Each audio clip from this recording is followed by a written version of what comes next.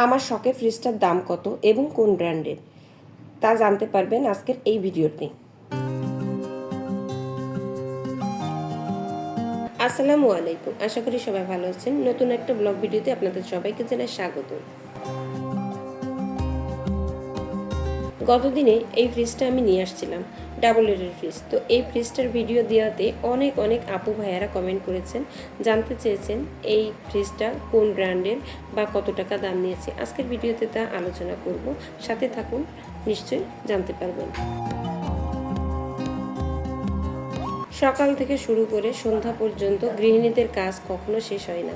সকালের কাজগুলো শেষ করতে না করতে দেখা যায় একটা কাজ আরেকটা কাজ চলে আসে। তো এই যে সকালে প্রথমে যে কাজটা করলাম, আমি ঘরগুলো গুছিয়ে নিলাম। আমার ছেলের স্কুলে চলে যাওয়ার পরে আগে নাস্তা বানিয়ে নিয়েছি, নাস্তা অফ ক্যামেরায় নাস্তা বানিয়ে খেয়েও নিয়েছি। আর তারপরে যে কাজটা করতে আসছি, এই যে ঘরটা গোছাতে আসছি। তো আমার ছেলের ঘরটা যখন গুছিয়ে আমি শুধু দেখি কতটা সুন্দর দেখা যায়, কারণ ও এতটাই এলোমেলো রাখে যে ওর ঘরটা দেখলে মনে হয় যে এই ঘরটা কখনোই গোছানো হয়নি। যখন স্কুলে চলে যায় আমি আস্তে আস্তে করে গুছিয়ে ফেলি, আর গোছানোর পরে ঘরের রূপ মানে লুকটাই চেঞ্জ হয়ে যায়।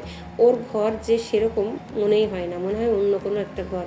তো আসলে ছেলে বাচ্চা যাদের আছে, অনেকে আছে গোছালো, আমার বাচ্চা একদম গোছালো না।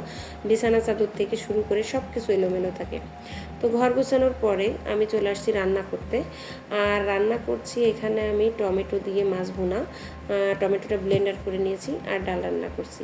আর রান্না করতে করতে একটা কমেন্টে রিপ্লাই দেব। নুসরাত জাহান রুকসানা আইডি থেকে জানতে চেয়েছেন যে আমার এই চুলাটার দাম কত আর কোন ব্র্যান্ডের। তো অনেক আগে অনেক ভিডিওতেই আমি কিন্তু এটা দিয়েছি, হয়তো আপু নতুন অ্যাড হয়েছেন যার কারণে জানেন না বা দেখেননি সে ভিডিওটা। তো আমার এই চুলাটা হচ্ছে গাজী ব্র্যান্ডের, আর এটা হচ্ছে দাম নিয়েছিল 10,500 টাকা। তো আশা করি আপু বুঝতে পেরেছেন। এছাড়া যাদের এই একই কমেন্ট আছে বা একই ধরনের প্রশ্ন জানার দরকার আছে, তারা হয়তো জেনে যাবেন। আর যাদের কোনো কিছু জানার থাকবে, অবশ্যই আপনারা নির্দ্বিধায় কমেন্ট করবেন। আপনাদের কমেন্ট ধরে ভিডিও বানাতে আমার খুবই ভালো লাগে। ভিডিওর মধ্যে আপনাদের নাম উল্লেখ করে দিতে অনেক বেশি ভালো লাগে। চাইলে আপনারা কমেন্টের পাশে, আপনাদের প্রশ্নের পাশে আপনাদের কোথা থেকে দেখছেন সেটা জানাতে পারেন, তাহলে বলতে আরও সুবিধা হবে। আর আমি কথা বলতে বলতে রান্নাও কিন্তু শেষ পর্যায়ে। এখন চুলাটাও মুছে নিচ্ছি অফ ক্যামেরায়, আর ডাইনিংয়ে খাবারটা দিয়ে রাখছি। খাবো এখন না, স্কুল থেকে এসে খাবো, কিন্তু এখন এই যে হটপটে দিয়ে রাখছি যাতে এটা এভাবেই থাকে, এসেই খেতে পারি।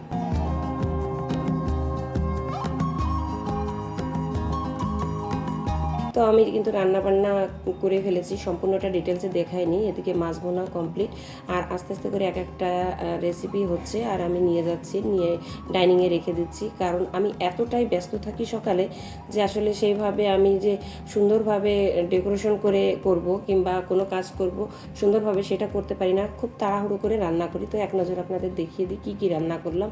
অফ ক্যামেরায় আমি আর একটা সবজি রান্না করছি, সেটা হচ্ছে বরবটি ভাজি। আমার কাছে তো খুব ভালো লাগে। আর এদিকে মাছ ভুনাটা করছি, অনেক সুন্দর কালার আসছিল রান্নার পরে, আর খেতেও কিন্তু অনেক বেশি সুস্বাদু হয়েছিল। যাই হোক, আমাদের ডেলি ব্লগের মধ্যে রান্না বান্না, খাওয়া দাওয়ার আইটেম এগুলো থাকে। তো একটু একটু করে দেখানোর চেষ্টা করি।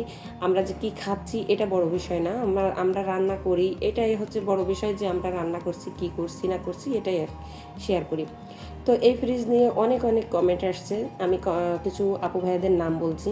রিপন কুমিল্লা থেকে, নুসরাত শারমিন লুনা, শখের রান্নাঘর, আরিফুল ইসলাম, বেলায়েত, এছাড়া আরও অনেক অনেক আপু ভাইয়েরা কমেন্ট করেছেন একই রকম কমেন্ট, যে আপু এটা এই ফ্রিজটার কত দাম আর কোন ব্র্যান্ডের। তো আরও কিছু আপুরা মনে করেছেন আমি হিটাচি নিয়েছি। তো আসলে ওখানে হিটাচির শোরুম, তো যার কারণে অনেকে মনে করেছেন আমি হিটাচি নিয়েছি, কিন্তু আমি হিটাচি না। এই দেখেন হায়ারের ফ্রিজ আমার এটা। হিটাচি ফ্রিজের অনেক দাম, সেটাই আপনাদের সাথে বলছিলাম যে আমার এই এত দামের ফ্রিজ কেনার সামর্থ্য আমার নেই। হিটাচি ফ্রিজ যে দাম, সে দাম দিয়ে আমি 3টা ফ্রিজ কিনতে পারবো। তো এত দাম দিয়ে আসলে কেনার অ্যাবিলিটি নেই, আমি এটা নিয়েছি। আর কত দাম দিয়ে নিয়েছি, আসলে দামটা হচ্ছে মূলত 1,45,000। যারা কিস্তিতে নিবে তারা 1,45,000 টাকা দিয়ে নিবে, আর যারা কিস্তি ছাড়া নগদে নিবে তারা 1,35,000 টাকায় নিবে। তো এরকমই ব্যাপার, এরকমই এখন বর্তমানে ছাড় চলছে যে যদি কিস্তি ছাড়া নেন তাহলে 1,35,000 টাকা নিতে পারবেন, আর যদি কিস্তিতে নেন তাহলে 1,45,000, মানে যা দাম তাই দিয়েই নেওয়া লাগবে। আর তারপরে একটা ছাড় পাওয়া যায়, দেখা যায় যে ওদের একটা ছাড় দেয় 2,000, 3,000 বা 4,000 এরকম হতে পারে। আরেকজন জিজ্ঞেস করেছিলেন আপনার পুরনো ফ্রিজটা কী করেছেন। তো পুরনো ফ্রিজটা এখনও আছে, আমার পুরনো ফ্রিজটার পরেও কিন্তু অনেক মায়া, কারণ এই ফ্রিজটা আমি আমার সংসার জীবনের শুরু থেকেই এই ফ্রিজটা ব্যবহার করছি। তো এটা আসলে আমার হাজব্যান্ড সেল করে দিতে চাচ্ছে, তো যদি সেরকম দাম পায় তাহলে সেল করবে, কিন্তু আমার একদম সেল করার ইচ্ছে না, বিক্রি করার একদম ইচ্ছে না। আমি চাই যে থাক, এটাও থাক, দুটোই থাক। তো জানি না এটা রাখতে পারবো কিনা, কারণ দুইটা ব্যবহার করা এত বিলাসিতা, এত বিলাসিতা আসলে আমাদের জন্য নয়। আর দুইটা ব্যবহার করার মতো অ্যাবিলিটিও আমার নেই, কারণ এর কারেন্ট বিলটা আসবে, তাছাড়া দুইটা জায়গা লাগবে। তো এত জায়গাও মানে ওভার করে রাখা যাবে না, যার কারণে হয়তো বিক্রি করে দিতে হবে, তাহলে গ্রামের বাড়িতে পাঠিয়ে দিতে হবে। অধিকাংশ মহিলাদেরই স্বপ্ন থাকে যে একটা ডাবল ডোরের ফ্রিজ কেনার জন্য, আমারও সেই স্বপ্নটা ছিল। আলহামদুলিল্লাহ পূরণ করতে পেরেছি। অনেকে রিভিউ চেয়েছেন, তো আসলে ব্যবহার করতে শুরু করেছি সবে মাত্র, এর রিভিউটা পরে দিব, কারণ এটা কেমন আমি আসলে জানি না। যেহেতু এখন ব্যবহার শুরু করেছি, এটা সম্পর্কে আমি কিছুই জানি না। তো যারা ব্যবহার করেন তারা তো জানেন, আর আমি ব্যবহার করার পরে বুঝতে পারবো। যেহেতু আমার একটা চ্যানেল আছে, আমার চ্যানেলের মাধ্যমে জানাতে পারবো আপনাদের যে এটা কেমন। ভালো হলে অবশ্যই ভালো বলবো, খারাপ হলে অবশ্যই আপনাদেরকে খারাপ বলবো, কারণ অনেকেই আমাকে যারা ফলো করেন অনেকে চাইবেন যে আমার দেখা দেখি সেই জিনিসটা কিনতে পছন্দ হলে। তো ভালো না হলে অবশ্যই তাদেরকে আমি বলবো না যে এটা ভালো কেনেন, কারণ এতগুলো টাকা দিয়ে যদি সেই জিনিসটা খারাপ হয় তাহলে আসলে মনের কষ্টের কোনো সীমা থাকে না। যাই হোক, আমি অলরেডি কিন্তু স্কুল থেকে চলে আসছি, বাচ্চাদের খাইয়েও দিয়েছি, এখন আমার খাওয়ার পালা। যেটা হয় একসাথে বসে খাওয়া হয় না, কারণ আমার ছেলে যায় টেলিভিশনের সামনে, ছোটোটাকে খাওয়াতে গেলে আলাদাভাবে খাওয়াতে হয়, আর পরবর্তীতে আমাকে বসতে হয়, এই যে আমি একা একাই বসছি। তো এরকমই হয়, যতই বলেন না কেন একসাথে খাবো সেইভাবে হয় না, হয় শুক্রবারের দিন ছুটির দিন শুধুমাত্র, তাছাড়া একাই খেতে হয়।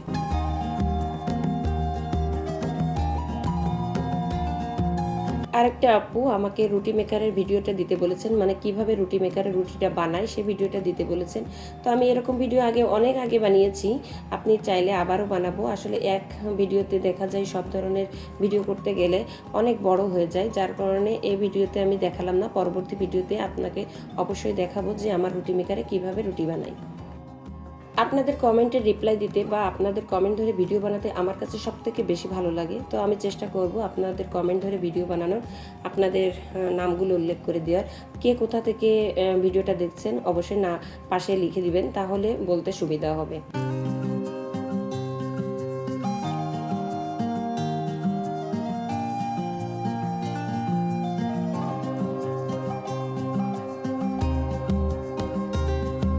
খাওয়া দাওয়ার পরে একটা ঘুম দিয়েছিলাম, তারপর ঘুম থেকে উঠে বিকালে গিয়েছিলাম। তো বিকালে আমাদের ছাদ বাগানটা একটু আপনাদের দেখিয়ে দিই।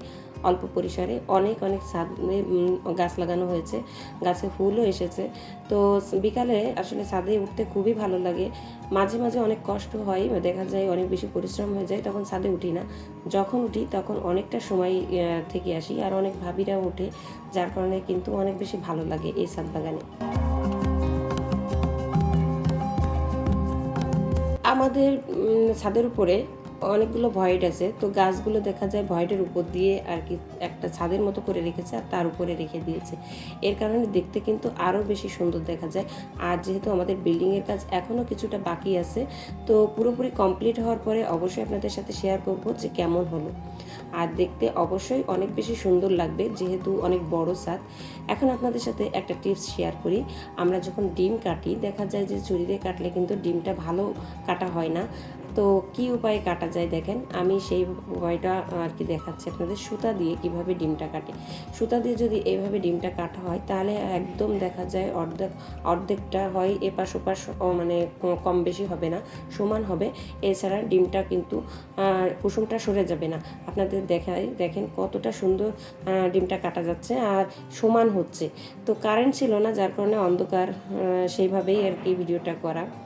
আর সন্ধ্যার সময় এই যে আমার ভাইয়ের বউ আসছিল, তো ও সিঙ্গাড়া তৈরি করেছিল। ও আবার সিঙ্গাড়া তৈরি করতে পারে খুবই ভালো। আর আমাদের বাসায় মেহমান আসছিল, যে মেহমানগুলো ভিডিওতে একদম আসতে চায় না, তো আমি আর ভিডিও নেইনি যেহেতু আসতে চায় না তারা। আর এই যে সন্ধ্যার সময় আমরা নাস্তা খাচ্ছিলাম এই সিঙ্গাড়া, তো ও এমনভাবে বানিয়েছে আমরা তো দেখে মনে হচ্ছিল যে ও হয়তো কিনে নিয়ে আসছে, তা আসলে কিন্তু ও বানিয়েছে। যারা দেখিনি বানানো তারা বলছিল যে কিনে নিয়ে আসছে, আর আমিও বলছি যে অনেক সুন্দর হয়েছে। আর এই যে আমার ছেলে একটা বস্তা দেখেন কিভাবে কাটছে। আমার এটা বাড়ি থেকে আসছে, আমার বাবার বাড়ি থেকে। তো একটা গাছে অনেক লিচু হয়, সেই লিচুগুলো পাঠিয়ে দিয়েছে আমার বাবা। তো দেখা যায় যে একটা গাছে যত লিচু হয় সব অর্ধেকটা লিচু আমাদের জন্য পাঠিয়ে দেয়। আসলে এখানে আমার একটা মনের কষ্টের কথা আছে যে আমার শ্বশুরবাড়ি 75 শতক জমিতে লিচু বাগান, আম বাগান। তো আমি কখনোই আমার সন্তানদের জন্য আম লিচু কিছুই পাই না, কিন্তু আমার বাবার বাড়িতে একটা গাছ, সেখান থেকেও আমি লিচু পাই। তো যাই হোক, আপনাদের কাছ থেকে এখন বিদায় নিচ্ছি। সবাই ভালো থাকবেন, সুস্থ থাকবেন। আল্লাহ হাফেজ।